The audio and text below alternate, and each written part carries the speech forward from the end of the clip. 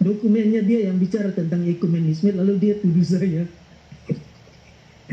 Kemudian lihat lagi, mencari validasi dari gereja yang ditolak. Minta maaf Allegro. Lagi pula begini saudara-saudara, ini orang yang betul-betul sembarang ya. Kalau saudara ikut sesi live saya yang pertama dan yang kedua tentang topik ini ya, saya berulang kali memberikan disclaimer bahwa saya tidak mengemis status Kristen, status bukan bidat dari Gereja Katolik Roma. Status Kristen itu bukan Gereja Katolik Roma yang kasih, itu didapatkan atau disematkan dengan confidence. Oke, yang pertama soal tidak butuh validasi Katolik ya. Dia berulang-ulang bilang tidak cari pengakuan Katolik, tidak peduli Gereja Roma. Tapi siapa yang jadi fokus utama retorikanya? Katolik. Judul videonya, isi pembicaranya, bahkan serangan-serangannya, semua memakai Katolik sebagai poros. Ini sama seperti orang yang berteriak saya tidak lapar, sambil duduk di restoran, memesan menu, dan mengomentari setiap hidangan.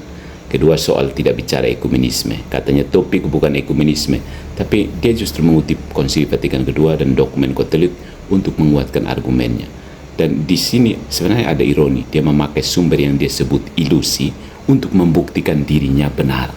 Kalau dokumennya tidak kredibel, kenapa dijadikan pijakan? Kalau kredibel, kenapa ditolak? Nah, ini menembak kaki sendiri sambil tersenyum, bukan? Ketiga, soal status Kristen. Dia menegaskan bahwa status Kristen tidak ditentukan Katolik, melainkan iman dan kitab suci. Tapi jangan lupa, kanon kitab suci yang dia pakai itu lahir dari di bawah otoritas Gereja Katolik yang dia hina. Jadi sementara mulut menolak, tangan tetap memegang barang warisan Katolik. Ini kontradiksi mendasar, menolak ibu tapi tetap memakai bahasa, kitab dan tradisi yang lahir dari rahimnya. Keempat, soal Katolik tidak punya apa-apa untuk ditawarkan. Kalau benar Katolik tidak punya nilai, mengapa energi dan waktu habis untuk membantahnya? Kenapa Patrice Allegro menjadi gangguan sama sekali? Kenapa Katolik dijadikan thumbnail, bahan bakar diskusi, bahkan sumber clickbait?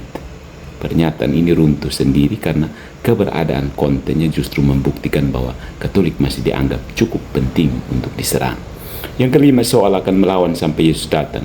Heroik, tapi justru menunjukkan obsesi yang tidak sesuai dengan klaim sudah bebas. Kalau benar sudah bebas, mengapa hidup pelayanan masih berkisar pada menolak yang sudah ditinggalkan?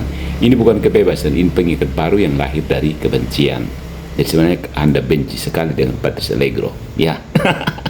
Garis besarnya, hampir semua poinnya itu berputar pada poros yang sama, menolak Katolik sambil tetap menggantungkan identitas pada dan retorika pada Katolik. Jadi ini seperti kompas yang katanya menolak utara, tapi jarumnya tidak bisa berhenti menuju ke sana. Karena Katolik itu memang poros gravitasi kekristenan. You mau menyangkal bagaimanapun juga, tetap Katolik akan berdiri menunggu Anda pulang. Buat apa keliling-keliling di situ? Semuanya itu hanya ilusi. Yesus Kristus tidak ada di gereja Protestan. Itu pasti Anda akui sendiri, bukan? Yesus Kristus adanya di gereja Katolik, bro. Ayo.